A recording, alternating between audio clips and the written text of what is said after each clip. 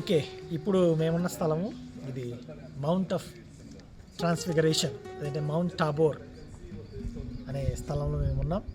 టాబోర్ పర్వతము రూపాంతర పర్వతంగా, రూపాంతర కొండగా కూడా ఇది బైబిల్ గ్రంథంలో పిలువబడుతుంది. మరి దీని యొక్క ప్రత్యేకత మనందరికీ తెలిసిందే.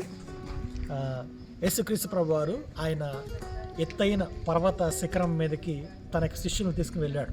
ఆయనకున్న 12 మంది శిష్యుల్లో ఒక ముగ్గురిని తీసుకుని వెళ్ళాడు. పేతురు, యాకోబు, యోహాను ఆయన తీసుకుని ఎత్తైన పర్వత శిఖరం మీదకి వెళ్ళి అక్కడ ఆయన రూపాంతరం చెందినట్లుగా బైబిల్ గ్రంథంలో మనకి తెలియచేయబడుతుంది. ఆయన ముఖం మారింది, ఆయన వస్త్రాలు మారినాయి. అలాగే మోషే, ఏలియాలు వచ్చి ఆయనతో సంభాషిస్తున్నట్లుగా, యెరూషలేములో జరగబోయే నిర్గమమును గురించి వారు సంభాషిస్తున్నట్లుగా బైబిల్ గ్రంథంలో మనం చదువుతాం. యేసుప్రభు రూపాంతరం చెంది మరి ఆయన ప్రార్థన చేస్తుండగా రూపాంతరం చెందినట్లుగా మనకు కనపడుతుంది.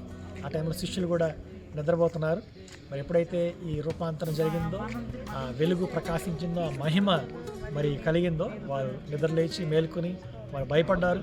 ఆ తర్వాత తేరుకుని ఆ పరిస్థితి అంతా వారు అర్థం చేసుకుని పేతురు అంటాడు, ఏమంటాడంటే, యేసుప్రభు మనం ఇక్కడ ఉండుట మంచిది, మరి నీకు ఒకటి, అలాగే మోషేకు, ఏలియాకు మరి పర్ణశాలలు 3 పర్ణశాలలు మీకు కడతాము, మరి ఇక్కడ ఉంటే మంచిదంటే యేసుప్రభు వారి తర్వాత తనని వారిచ్చినట్లుగా, ఆ తర్వాత వారి కిందకి దిగి వచ్చినట్లుగా మనకు కనపడుతుంది.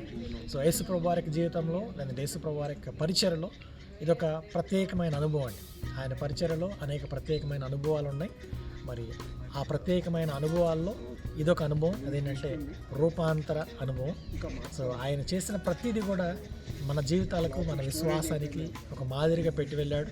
యేసుప్రభు వారు బాప్తిస్మం తీసుకున్నప్పుడు ఆకాశం తెరవబడి పరిశుద్ధాత్మ పవర్ వల్ల దిగి రావటం కానీ, లేదంటే ఇక్కడ ఆయన రూపాంతరం చెందడం కానివ్వండి, గెత్సెమనే తోటలో ఆయన మరి చెమట రక్త బిందువులుగా మారి ఆ ప్రార్థన అనుభవం కానివ్వండి, ఇక అనేక అనుభవాలని ఆయన మన ముందు మాదిరిగా ఉంచి వెళ్ళాడు. సో మనందరి జీవితాల్లో కూడా విశ్వాసంలో రూపాంతర అనుభవంలోకి మనం రావాలి.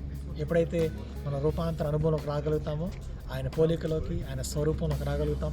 ఒక మంచి ఆత్మీయ సహవాసాన్ని మనం కలిగి ఉండగలుగుతాం. అటువంటి గొప్ప మరి స్థితిని దేవుడు మనందరికీ అనుగ్రహించేలాగా మనం ప్రయత్నం చేయవలసిన అవసరం ఉంది. ఈ రూపాంతర కొండపైన మేముండి మరి యేసుప్రభు వారు పొందిన గొప్ప అనుభూతిని మరి ధ్యానిస్తూ ఆయన స్తుతించడానికి దేవుడు ఈ అవకాశాన్ని నాకు అనుగ్రహించాడు. మాతో పాటు మా టీం కూడా వచ్చారు. మరింతగానో మరి ఈ స్థలాన్ని ఎంజాయ్ చేస్తున్నారు.